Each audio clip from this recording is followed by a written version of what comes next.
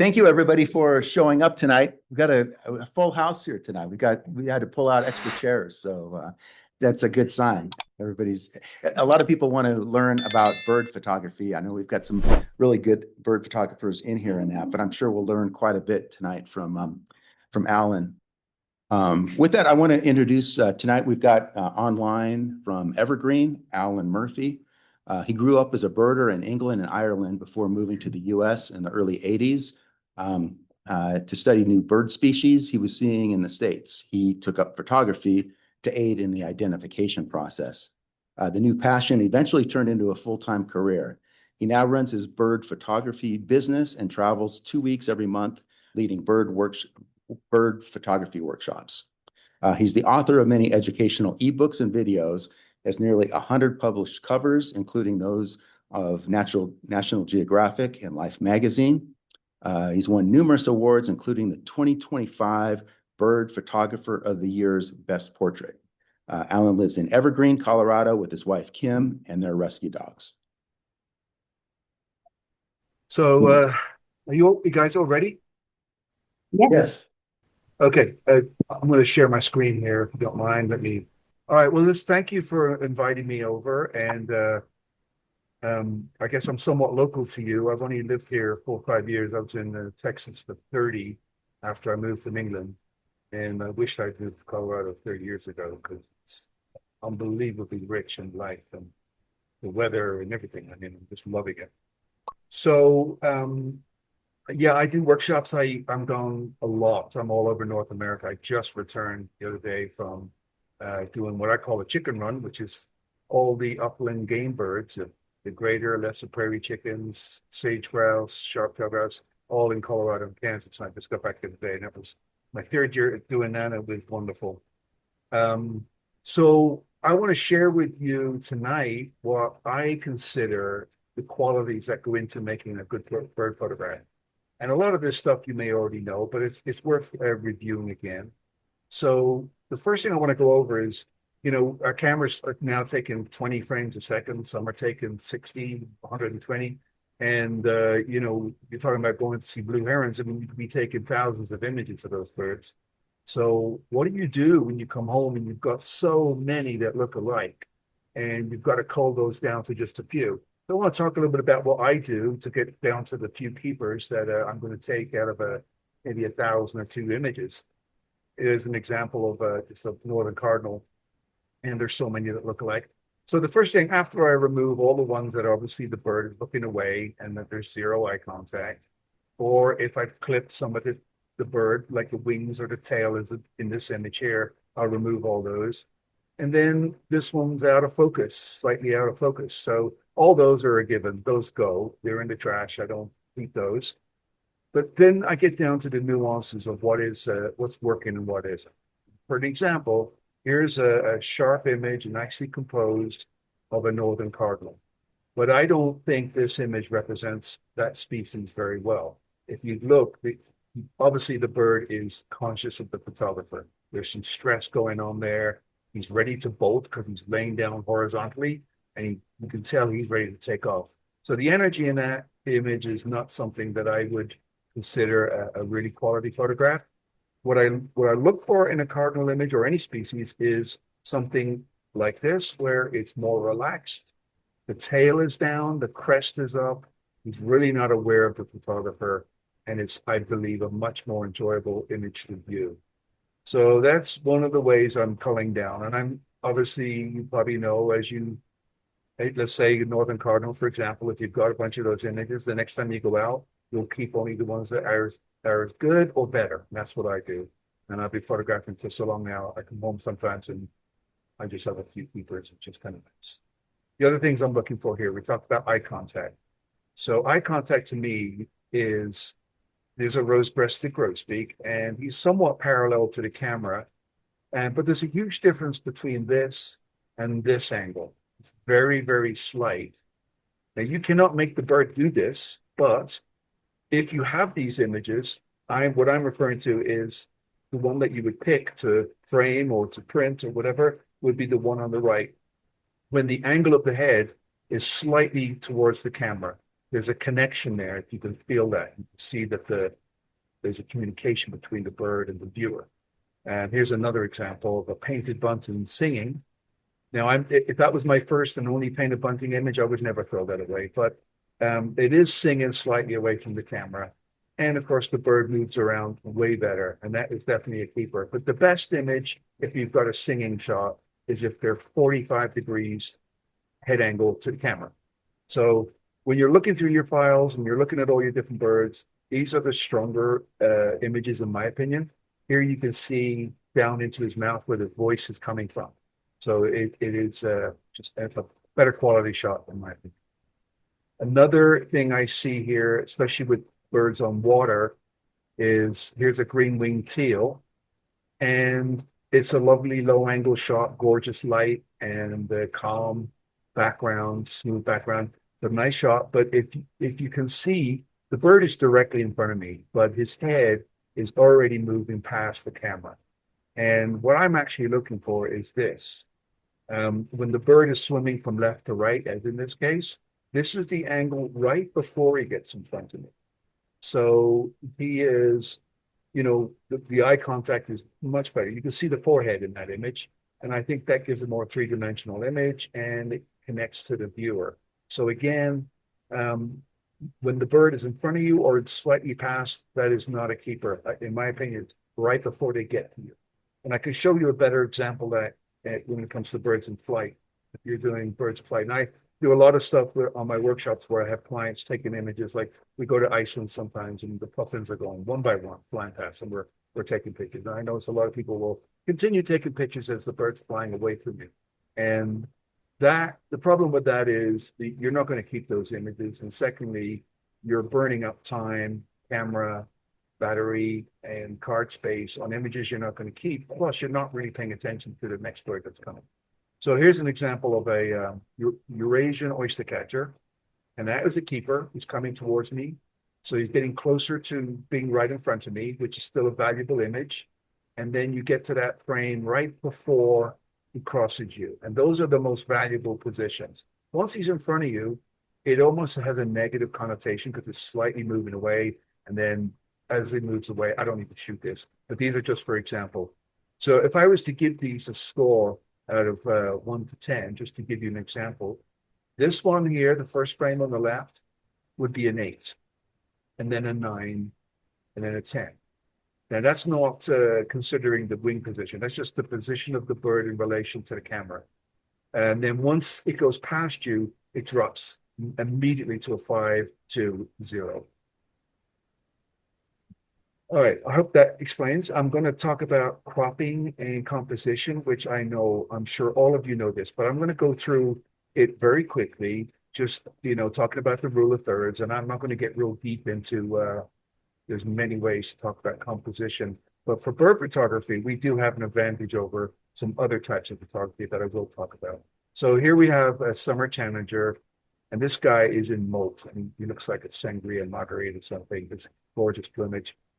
So I have him on what we call the rule of thirds. So we divide the frame up into thirds, and we place the subject on that line. And you can do that vertically and horizontally. And so there I have him in the crosshairs. And that's what I do when I'm doing my composition, is try to put him in one of those crosshairs.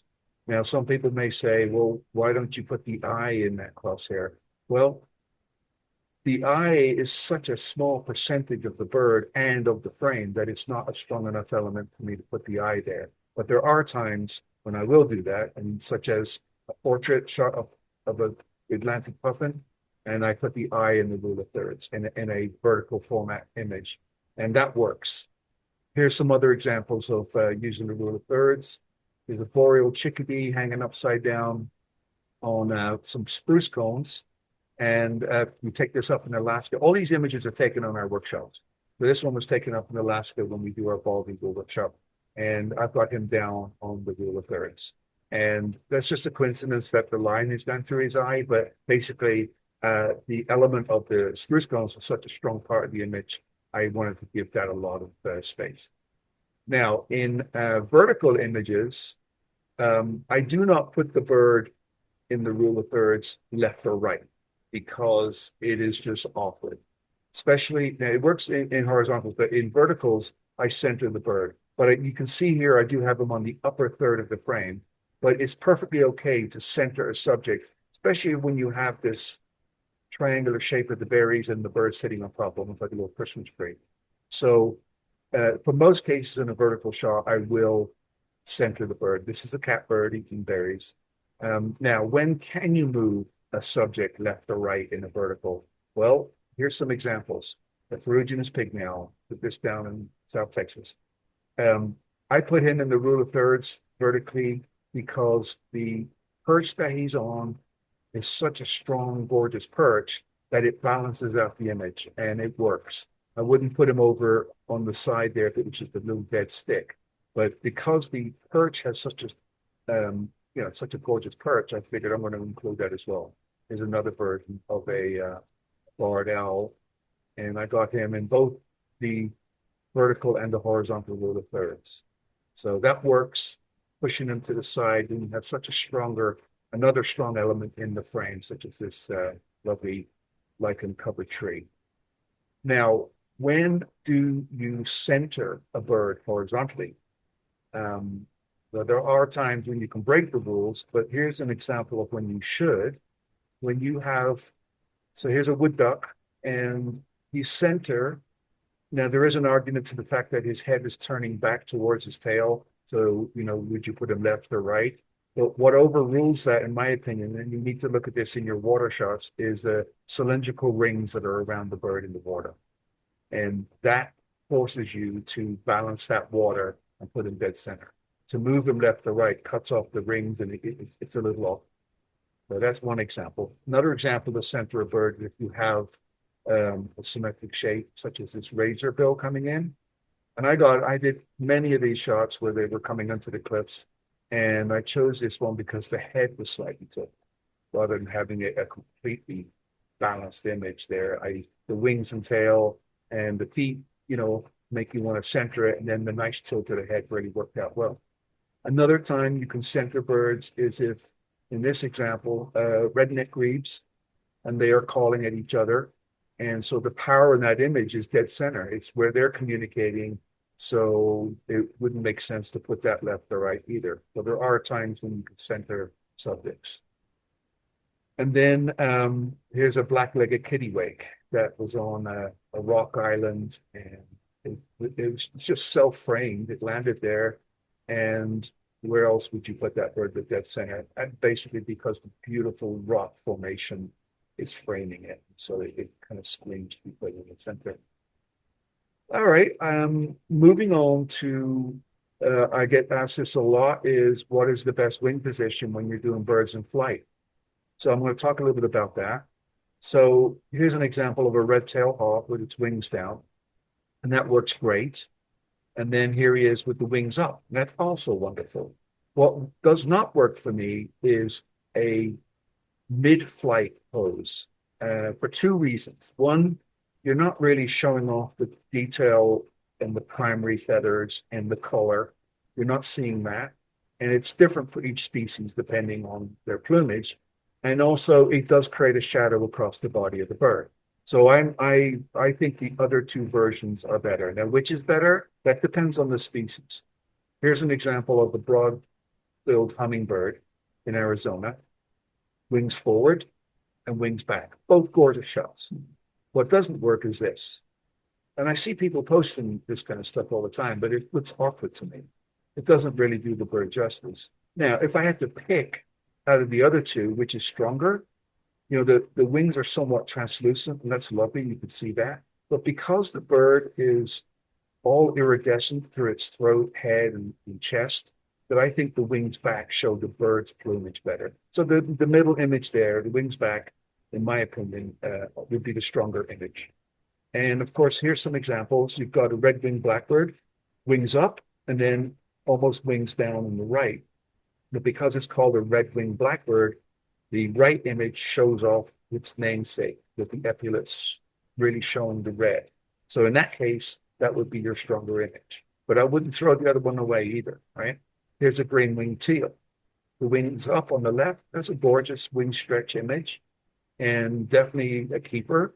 But because it's a green wing teal, when he flapped down, it shows the teal in the wings, which it's named for. So I would suggest that would be the better image. But that's just my opinion. But speaking of wing stretches, I mean, those are always fun to do. And depending, some birds have the just white underneath and some have a lot of detail, but they do show off the bird's wings. If you're going to do wing stretches, here's an example of how I frame it. I was in Bolivar Peninsula down in Texas. This is a black tern in winter plumage, and there was hundreds of them, and they were all on the beach. And I noticed that every time one would fly off, it would stretch its wings first. So I noticed that, and then I just creeped up on one, and that was how I framed it. And I sat there for 20 minutes waiting for him to go, and finally stretched. But if I didn't frame it like this, I would have clipped his wings. So you do want to allow some space if you're ever going to do that. So, unless you can crop it in later, but I was up pretty close. Okay, I'm going to talk about the best shutter speeds for flight. So best shutter speeds for flight. Now with digital cameras today, they are super clean with the noise now. And then we have all this post-processing software that's very sophisticated for removing noise. So there's no problems using high ISO, and we can get up to really high shutter speeds. And if you've been shooting for a long time, I'm typically shooting at 8,000 for the shutter. And it takes people a little getting used to saying, really, is that overkill? But I want to share with you, if you can look, I don't know how well you can see this, but the image on the left is 2,000.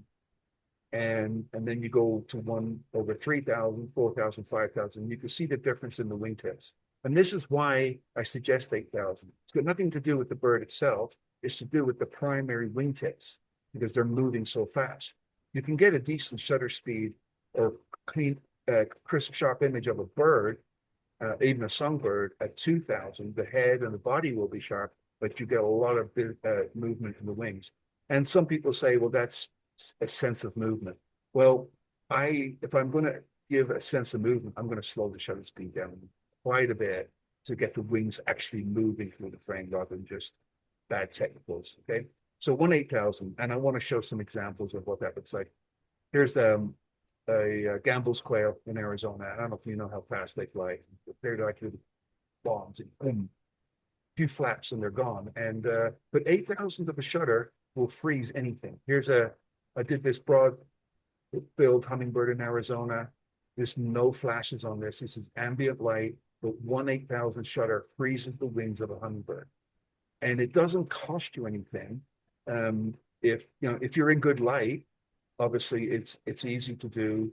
You don't have to have a ridiculously high ISO. And if you have, I shoot anywhere up to 6,000, 8,000 ISO, and I know I can remove that later. But what it gains me is all this ability to capture action that you don't see with your eye. And it's almost like all the workshops I do now, we're leaning all into really great action photography because of the technology. And here's a couple of Baltimore Orioles that were fighting over an orange that was up at the screen. And I didn't even see this happen. It happened so fast, but I'm just firing away. But the 8,000 shutter captured it. And I've got lots of examples of doing that. So I really encourage you when you go out, just to have it. And if a bird is sitting there perched or you've got a blue heron by the pond, fine, still shoot it at 8,000. It's not going to hurt it. But if it suddenly bursts into action or flight takes off, you've got the shutter speed to capture exactly what's in front of you. Another thing I encourage you to do in your bird photography is to include habitat in your images. When I first got my first telephoto lens, I just wanted to get birds in the frame so big because I was struggling with getting so close to one. I wanted to see the detail. It's very exciting. And it is. And here's an example of a bald eagle that we get hundreds of these on our eagle workshops every year. And they're great. But then we start to do some more wide angle stuff and trying to include some of the habitat. And then you can take that to extremes and, allow the bird to be smaller in the frame. But I think it tells more of the story of the bird versus just like a field guide shot, just all the detail and plumage, and that's lovely. But these habitat shots really work well, even to an extreme. There's 5 or 6 bald eagles in that image right there.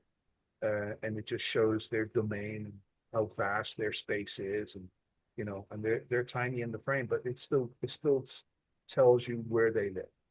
Here's some examples of common loons. On one of my workshops, we go out on boats and we get these gorgeous intimate shots like this, and they're wonderful.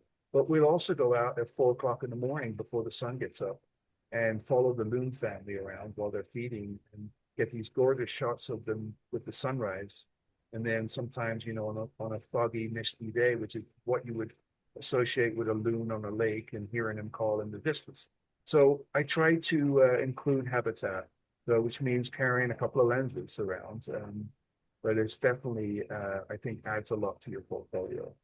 Here's an example of a nightjar called a paraki, which is found in South Texas. And it's a gorgeous bird, impossible to find unless you know where they are. And what I love about this bird is he knows that he blends in. So he's not even scared to fly away. He would not fly away unless you accidentally almost stepped on him. And he is watching me. He's got a slit in his eye, but he's closing it because he doesn't want to be seen. He's watching me intently.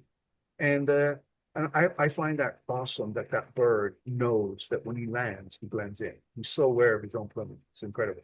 But I want to show that plumage and how it really works. So here's an example of that bird laying in the ground. But I'm not going to point out where he is for you for a minute. I want you to take a look at that. You could probably see him, but now that's taken with like a, I don't know, 70 to 200.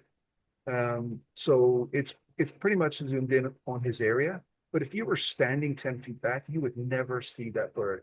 And that's why I love this species, but I love showing how they blend in. He's in the upper right, upper left, near the corner there. If I was in the room with you, I could show you, but take my word for it. He's in there. And here's a wider angle shot showing him in the upper left corner as well. And it just shows, I think, the awesomeness of the species. And so I try to do that. Here is a Dunlin chick. So I was in Iceland. I saw a Dunlin feeding a baby on the tundra, and then it ran off. I grabbed my iPhone and I just took a quick shot and ran away. I didn't disturb the bird. But what I love about these birds, especially shorebirds, we see them from the side, but most predators will see them from above. And their plumage really does look like their habitat, and they know that. So they feel safe leaving their babies there. And there's the baby right there. So, and here is a European golden plover chick. Now, this one's really awesome. You can see here, there was a biologist working, and he had one in his hand, and he had a piece of tundra, and he allowed me to take that photo and post it. And look at the texture on the bird next to the texture in the tundra. And I'm just baffled by it. I just think it's incredible. And that the parents know that. And that's where they have their eggs and they hatch. And their little babies are quite safe right there. So there's the baby right there. Here's some other examples of camouflage. This is a moth, a Hemiptera moth. I'm not a moth guy, but only feathers. But anyway, there's a moth right there if you can see it. It's kind of a fun game, but there he is right there. Now, don't you think that is incredible that that moth can land on that tree and know that he blends in? I'm not smart enough to do that, but he is, and he's got a tiny little brain. So I'm showing more of his habitat, more of the tree, so that it's not just a close-up of the moth. I'm showing more than that. I'm showing the story behind how they survive. There's another moth on this, I believe, a pine tree, etc. And there he is right there. Now here's an image of an owl. I'm going to leave it there for a second. You may have seen this image. I posted it on social media a long time ago, and it went viral because people were just baffled by the fact that they couldn't see it. And I didn't really know because I knew where it was, and it's not even a great photo. It's kind of busy and so on. And I was shooting the owl from one side, and I was walking around, and as I walked past the tree, I noticed that he just blended in. So I took that photo, and yeah, it was, here's the owl right here. He just turned his head and looked at me. But look how well they camouflage. So I guess what I'm saying is, in your photography, look for ways to tell the story about the bird and their habitat. So, Bruce, I'm going to move on to the next subject, unless there's any questions. Any questions? If you shoot all your birds, all species at 1/8,000th, or is there any species that you shoot at a lower shutter speed? Yeah, absolutely. So for example, I just got back from doing the sage grouse and the sharp-tailed grouse, and before the sun gets on them, we didn't really have enough light. So I was doing very slow shutter speeds, like 1/15, and doing these blurs as they're fighting and dancing. And it's very artistic stuff. So yeah, there are times when I'm not doing that. Or if I know I'm just doing let's say a bird on a nest or a bird that's going to be perched and he's not moving, then I will reduce the ISO, increase my depth of field. And for that, I would need a slower shutter speed. So yes, depending on the situation. But I'm sure a lot of you have pre-capturing your cameras now. I shoot Nikon. I still don't have it. I have it in JPEG, but I won't use it. But all my clients have it, and they're getting images that I can't get because they're shooting before me. And the 8,000 shutter, like a woodpecker leaving a nest or something, it really helps to have it. So yeah. Any other questions? Thank you. Yeah. All right. Well, now I'm going to talk about a shooting perspective, and I have a very strong opinion about this, right? So we have birds that live on the ground or live on the water, talking about how we photograph them. So there's a couple of different ways to do that. You can stand up like this and shoot them, or you can lay down and shoot. There's a huge difference in the result. So here's an example of a dowitcher feeding in the water, and it's a lovely shot. And the photographer standing up. I shot this one standing up for the purpose of teaching this. And to me, this image is more about the photographer than it is the bird, because this is how we see it from 4, 5, 6 feet above the ground, looking down at the bird.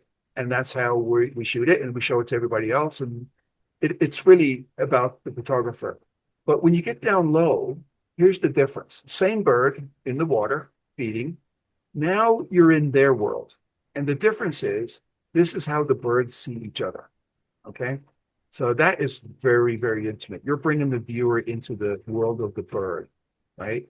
And the other advantage is, if you look at the top image, at the top of the frame and the bottom is probably about 15 feet. So most of your water is going to be somewhat in focus. But when, the same focal length and you lay down, now you're talking about from the top of the frame to the bottom is probably 15 to 100 yards. And that's not going to be in focus. So you get that bokeh in the background. So you get another advantage there. So here's some examples of getting down low. Oh, I used to shoot from my car all the time. And I got this curlew doing a wing flap. And I wished I had got it when I was laying down low. But many years later, I got down low and there's the shot you see there. Totally different. I'm really like another curlew next to this curlew, like I'm another bird in his world, right? Where on top, I've got too much of the background in the frame. That might be a little picky for you guys, but I do encourage you to get down low. Here's some of my clients working at ponds, shooting low. And you can see the difference, especially in water shots. It's wonderful to get as low as you can. Now, these slides are based on the days when we had to look through the viewfinder. What's nice now is you don't have to get down and break your neck. I just grab the foot of my lens and hang it down, and then I flip the LCD screen out. And then I'm sitting there, and the camera is 2 or 3 inches off the ground, and I'm moving it, and I'm taking pictures while I'm looking at the LCD because the autofocus is so good. So we have a major advantage to get these low shots now. Here's I'm up in Minnesota. It's -30, laying on the snow like a lunatic, photographing sharp-tailed grouse. But look, I'm getting down in their world. I'm under his chest where his little legs are dancing, and you get to see that where you won't see it shooting from standing up position. A lovely shot of a killdeer about to sit down on the eggs, and you're in their world. And it brings the viewer into an intimate place. Bald eagles, we shoot those. We do that from a boat now, not underwater. But yeah, if you can get down low, it works really well. Here we are in a pond. And a couple of things about getting in the water with birds. All predators for water birds come from the shore. They don't come from water. So if you get into water with them, they completely relax and accept you. And I've seen this example many, many times where the birds will swim around me. As soon as I touch the bank to get out, they take off to the other side of the pond. And so here's a ruddy duck. And I don't know if you're familiar with ruddy ducks. We don't have them here in Colorado, but up north, this is a little male, gorgeous little duck. He's tiny. And they don't blow bubbles. They inflate their chest with air and they vibrate their bill against the chest rapidly to create those bubbles. And they have little eyebrows and they stick their tail in the air. And they do that to attract the female. But I can tell you it doesn't work because I've tried it. Here is another example using a little bit more of a wide angle lens, but you got one of the clients sliding along the ice, trying to get low and shoot the birds. So I will tell you though, getting down low is, it's easy to get down, but there is no guarantee that you're going to get up. So you got to work at it. Backgrounds. This is just about having awareness. Golden cheek warbler. They live in a busy habitat. And I photographed this guy. He was singing, and I was looking, and I noticed that if I changed my angle, I could get away from those busy sticks in the background. But sometimes when you're paying attention to a bird that's singing or whatever, you kind of get excited and you're taking a picture of the bird and you're trying to wait for him to do something. You forget what's in the background. So I encourage you to look and see. All I did was move to the left and got the shot of him with a distant background. And I think it's much more pleasing. White sticks are, they just pull the attention away from the bird.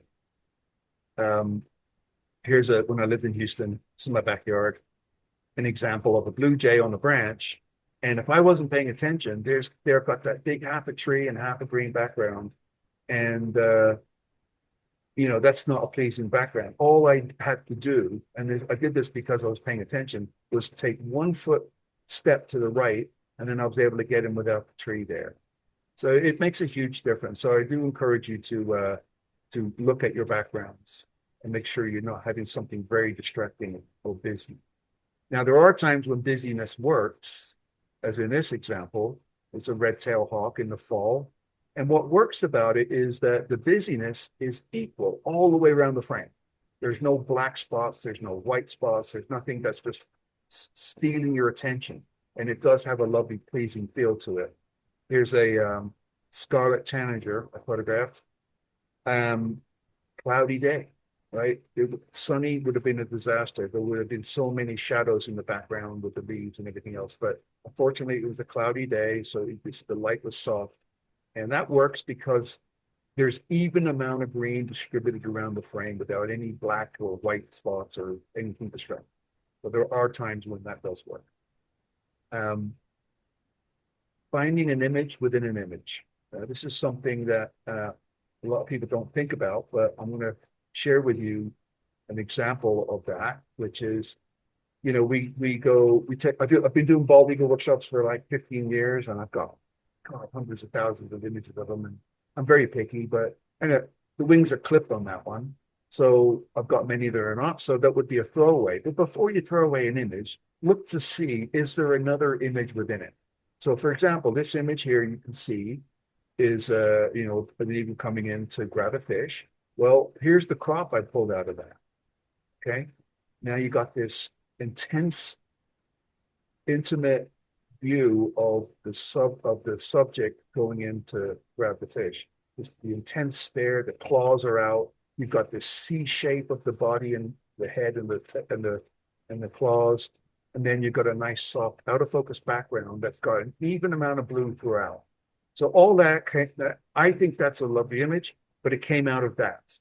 So here's some more examples.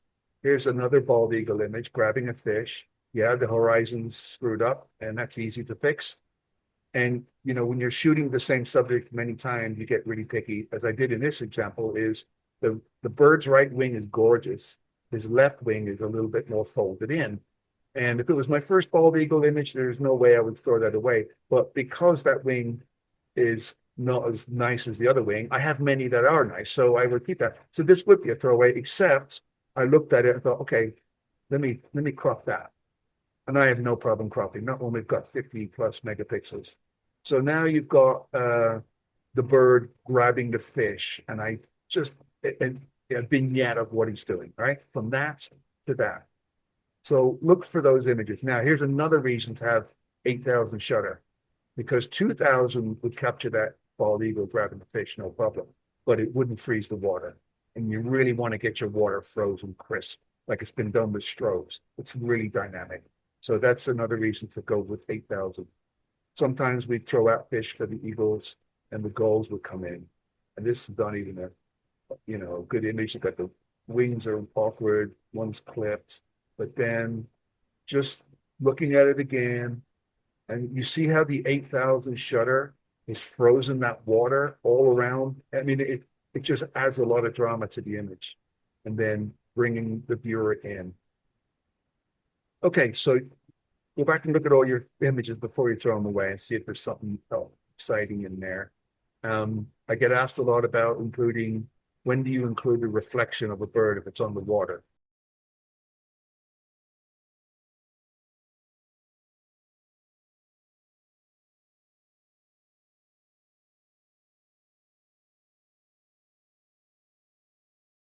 Reflections. All right, so here's an example. This bird was moving through the water.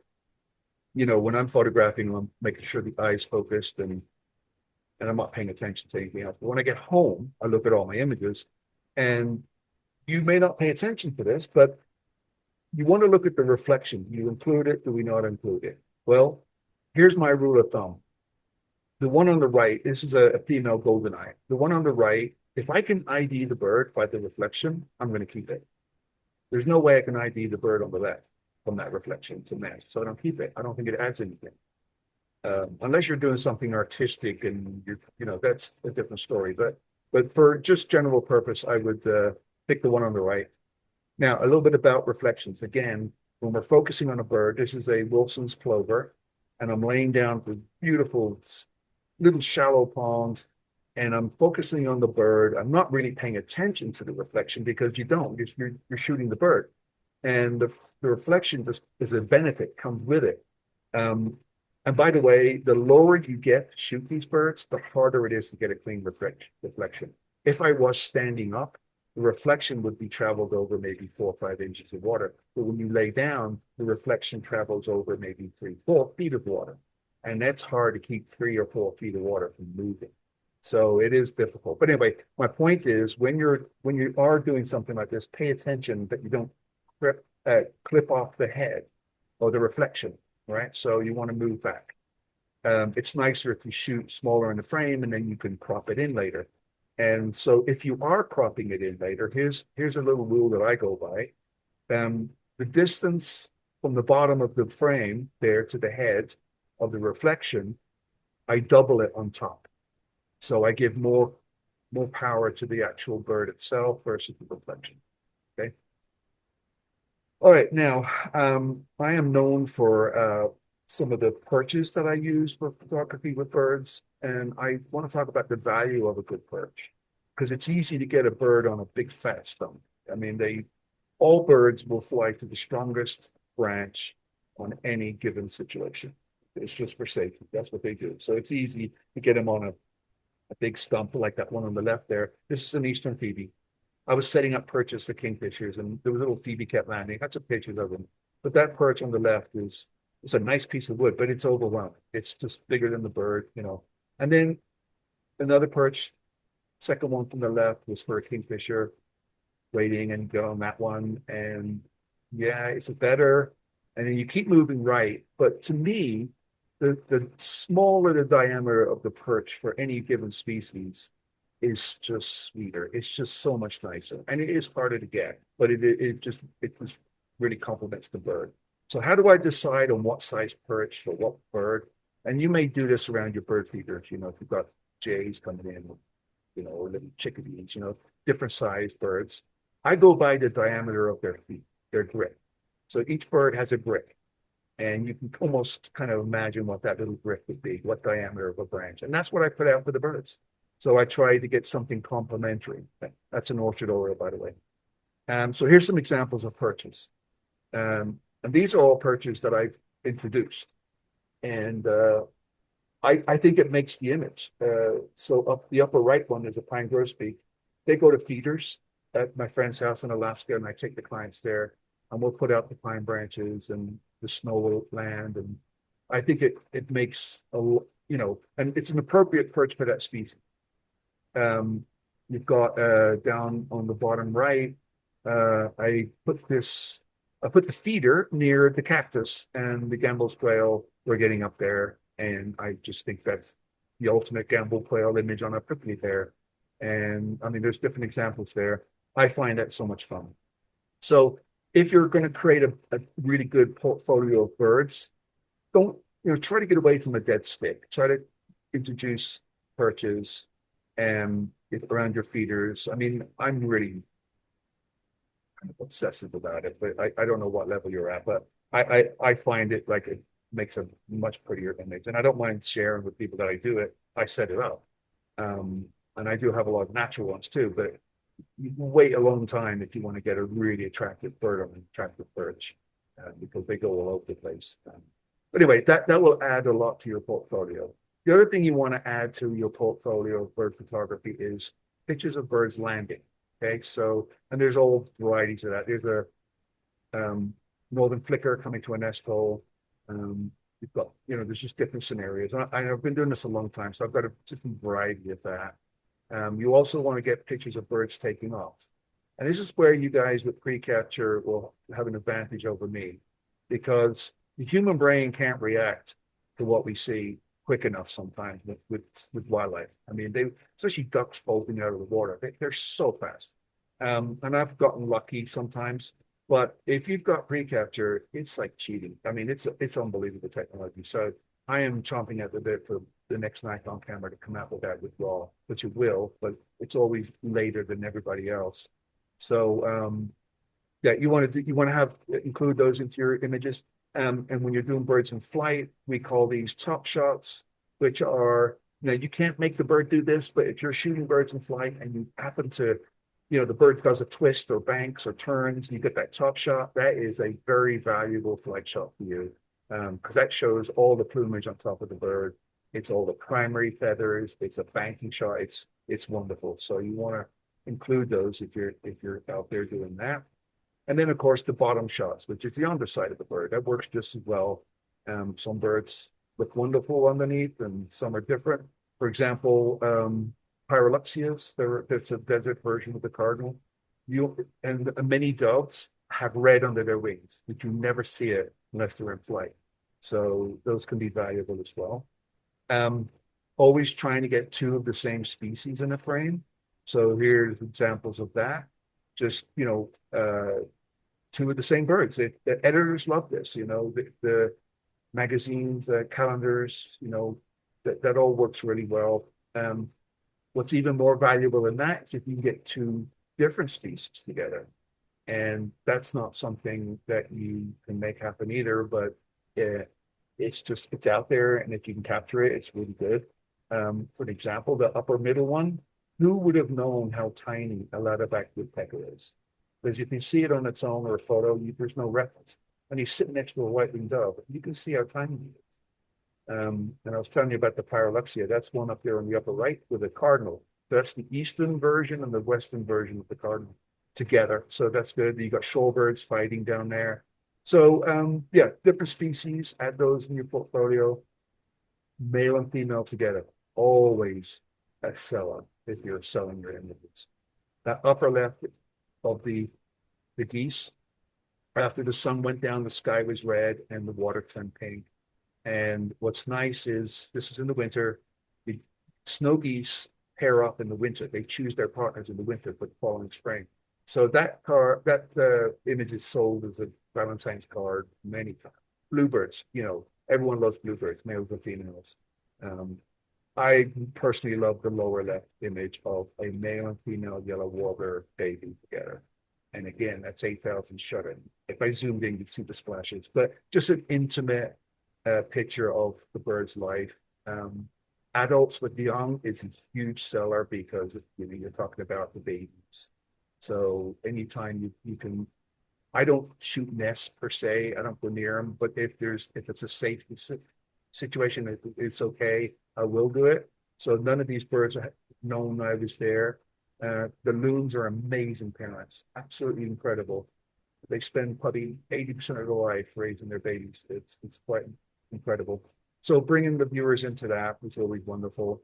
You also want to include headshots and close-ups, and that can be from getting close to the bird or even cropping close. But you definitely want to show the real detail and the energy of the birds up close as well. Not all birds look great this close, but a lot of them do. The loon up there shows that they have a gland on the back of their rump that secretes oil, and they spread that up throughout their whole body. So when they swim, they come up and they're not all heavy and soaked, and you can see the beads of water running off his face. And then the upper right image, I spent hours trying to get that because I needed the sun behind my back on a clean adult looking bald eagle, and I needed a gust of wind to come up behind him and blow up those feathers, and I got that, and I was very happy. So images that show intent, that can be anything from a bird landing or about to, chase something, like we got a Cooper's hawk chasing a scissor-tail flycatcher, skimmers skimming. So images that show intent are wonderful. Territorial and display, and that goes on. That's about to happen around here right now as we start to get birds coming in and starting to pair up and mate. They all do some kind of display or posture and plumage, and so you want to capture some of that, and it goes in your portfolio. And then we talked about birdscapes, and that doesn't have to be, the birds can be tiny. I mean, just showing the essence of their habitat, and there's some different variations there. The lower right one was an Arctic tern. As soon as I got off the boat on this island in the Arctic Circle, they were just dive bombing. And I was on a trail. I wasn't anywhere near their nest, but they just come down and they literally will peck your scalp to blood, and they poop on you. It's crazy. So I walked around with my camera on my head with a wide angle lens. And every time I heard them chattering and coming in, I just started blasting away. And I ended up with that shot, which is kind of cool. I took the group out after a rainstorm in Alaska, and the storm moved off, and then the sun came out, and we got the rainbow off in the distance. And I said to my captain, throw a fish out there quick. And the whole group got this bald eagle coming in, grabbing it from the rainbow. And there's other stories there, but I will have a shoulder lens with me, and I will look around. If I've got a subject on one side, I'll sometimes look around, see what's around, especially in Colorado here. We've got some gorgeous habitat, and there's birds everywhere. So I encourage you to do that. Birds with prey.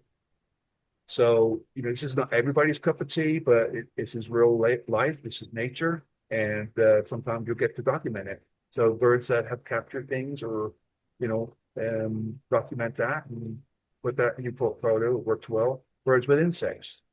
Yeah, I mean, bluebirds always bringing insects to the babies.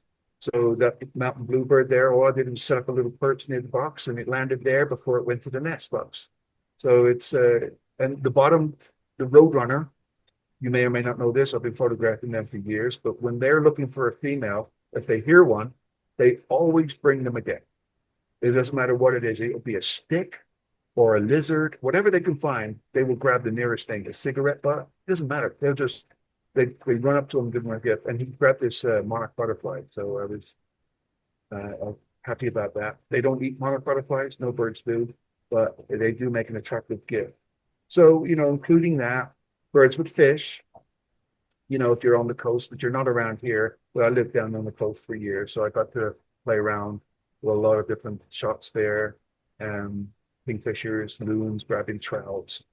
So the upper shot of the turnstone with the crab, and he's turning it over. It would look better in a video because he's flipping it. But anyway, I found that crab and some birds pecking on it in the sand. And I washed it off and brought it down to a really little shallow pond. Laid there and just waited. And I laid down. Within 20 minutes, I had multiple species. The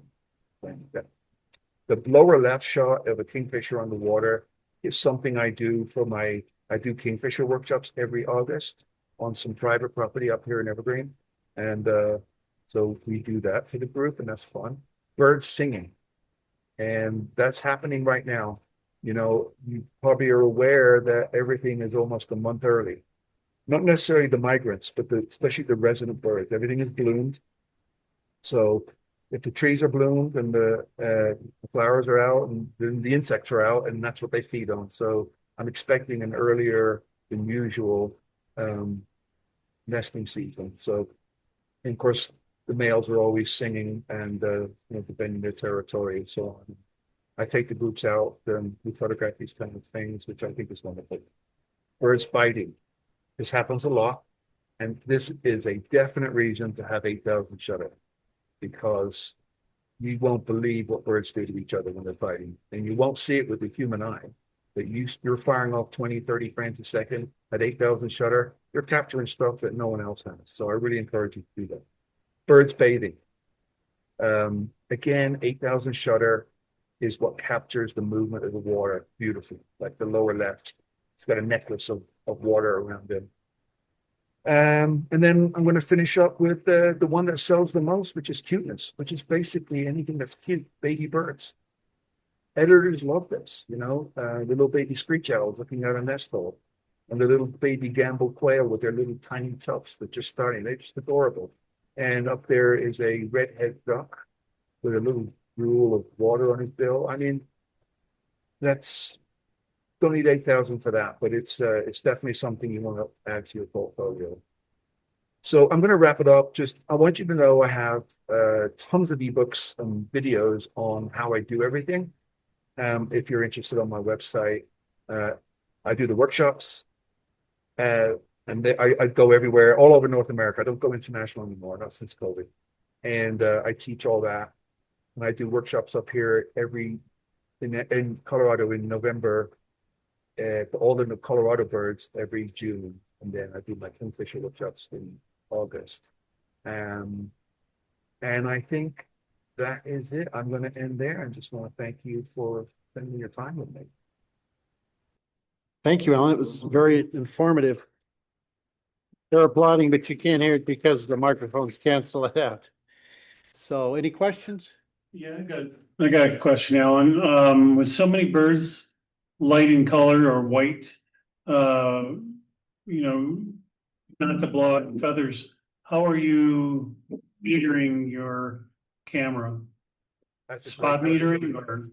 Yeah, wonderful question. So first of all, I'm going to say something probably a little controversial, is I haven't used a histogram in probably 15 years. And the reason for that is because a histogram will measure the whole frame. If you're a landscape photographer or any other kind of photographer, it works perfect. But for birds are usually, they're not that big in the frame because we can't get close to them. And most birds are small. And the part of the bird that might be white, unless it's a snow goose or a swan, but if it's a bird that has white wing bars or something and you don't want to overexpose it, I find a histogram doesn't really show you very loudly how close you are to overexposing it. So I use blinkies and I shoot manual everything. I don't shoot auto ISO or nothing. And so I'm just visually looking for the blinkies on my screen or in my viewfinder. So what I'll do is I'll bring let's say I'm lowering the shutter speed, and then all of a sudden I start to see the blinkies on the throat of a kingfisher, because they're white and they're really white. So once I see the blinky, I back off a third of a stop, and that's my exposure. And I'll keep checking that as light changes, and that's how I do it. And it works for me. Does that help? Yeah, thank you very much. Well, I also I was very curious to hear that you set up some of your perches. How does that look? Or do you have them on a stand? Or are you taping them up? What does that look like? Another great question. And I have another talk that I give. Maybe I can come back and talk to you guys on all the tricks that I use, tips and tricks on how I get those photos. And I go into great detail on how I do it. But basically, I buy these cheap and expensive camcorder tripods. Like you get them at Walmart or on Amazon. And the key is the handles that you adjust have a hole in them. Some of them don't. So you got to get a brand that does. Velbon is really good brand. And so I stick the perches in there. And the nice thing about that is I can rotate them, I can wind them up high, I can get any height I want, any angle quickly.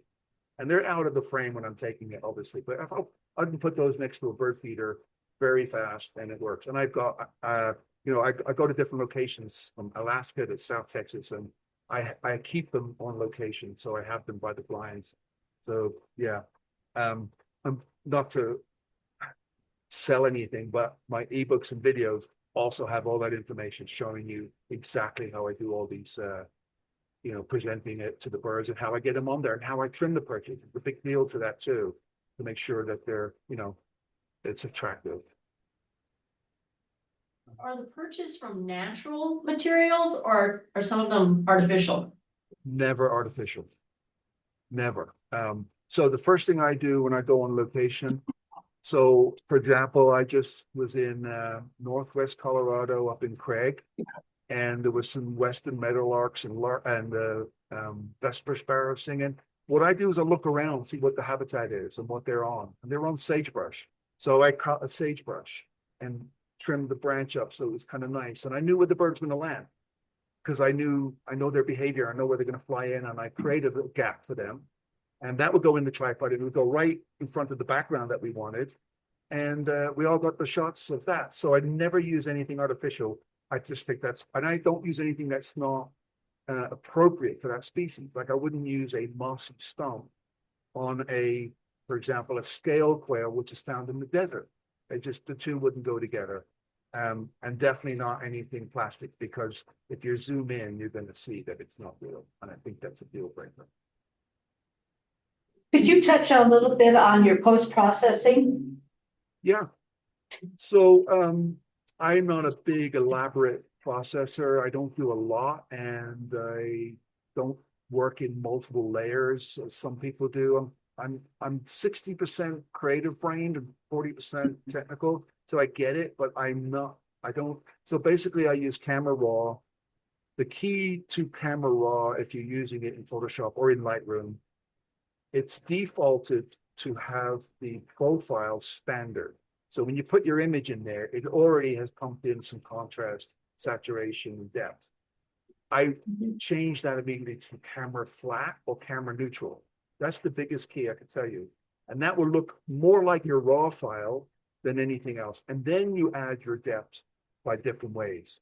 And I wish I could do a session with you on that, because it's very simple, but there's a few things that I do.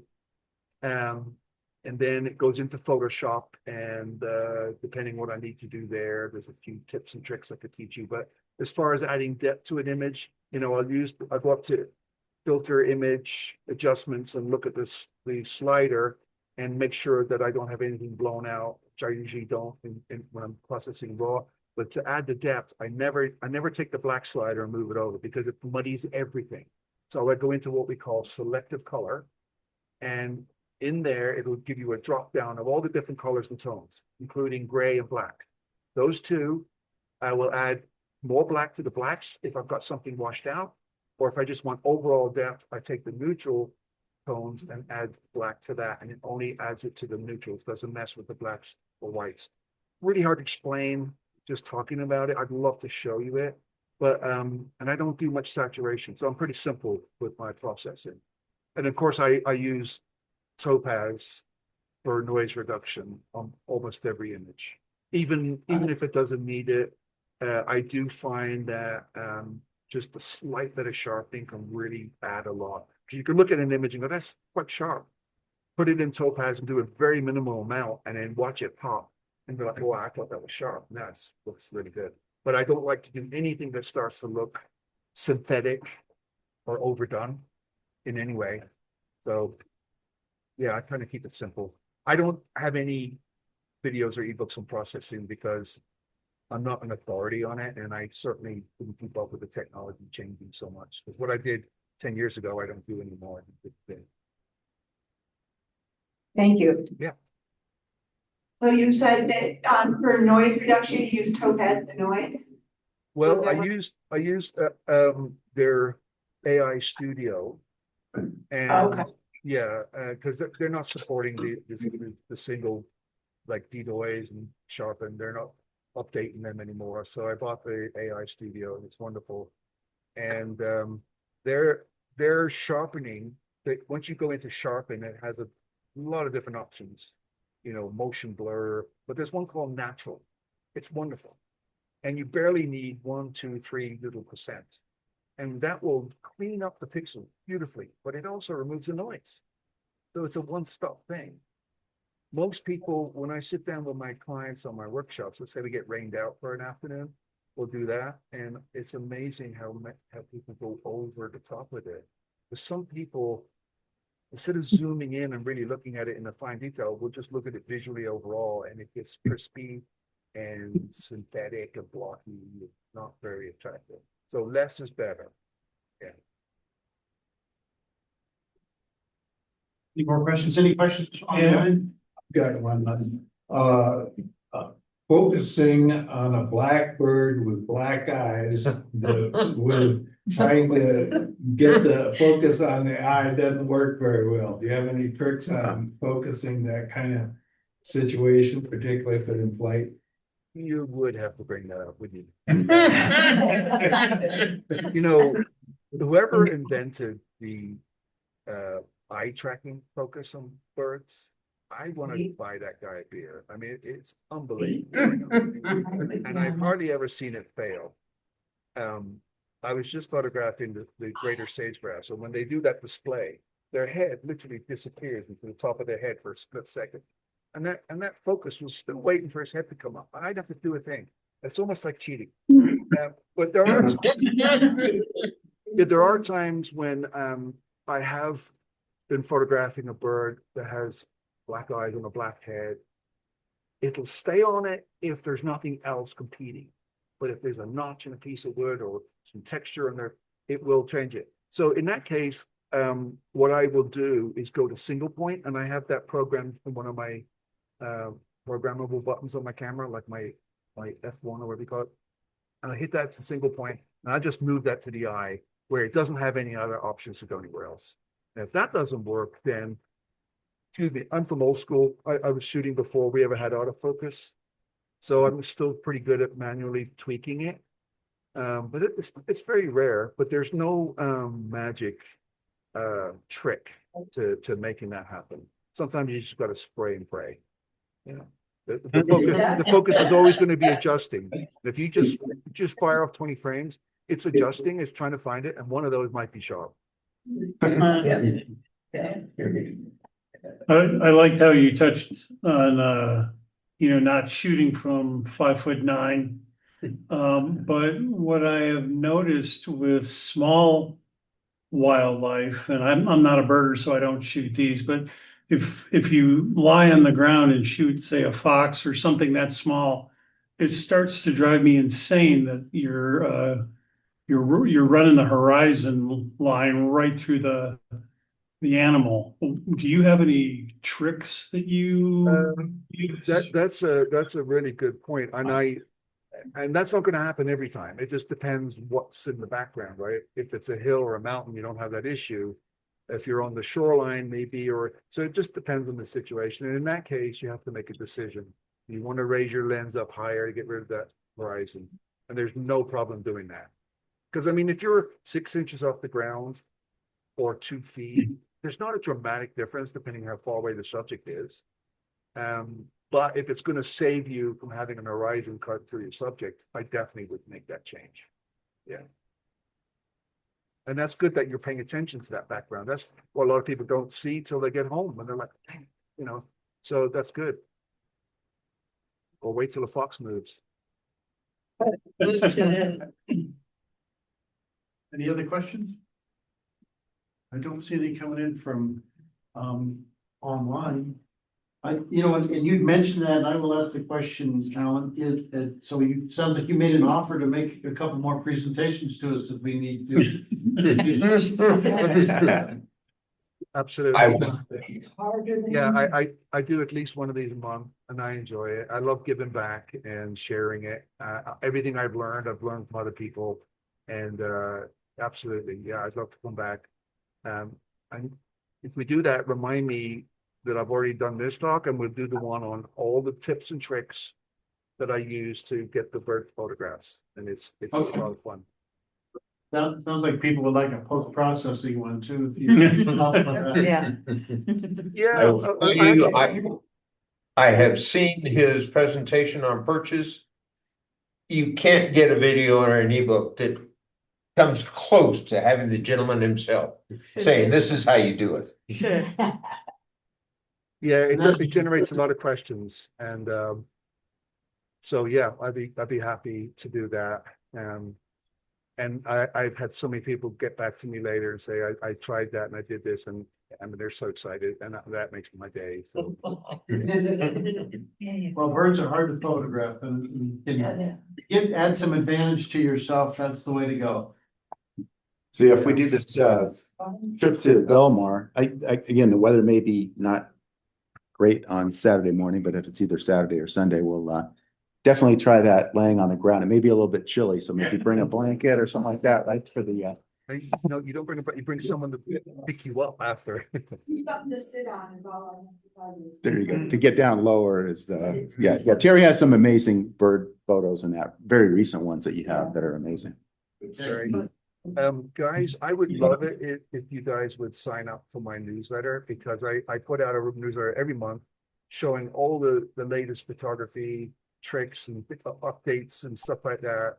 And it's a way for me to communicate, and you have access to all the, what's opening on my workshops and so on. I'm about to do a workshop report on the chicken run that I just did with all the upland game birds. And yeah, it's I really like it. And that's on my website called at alanmurphyphotography.com. Okay, well, we'll send it out to our members on an email so they can sign up. Great. Yep. Yeah. Any other questions from anybody?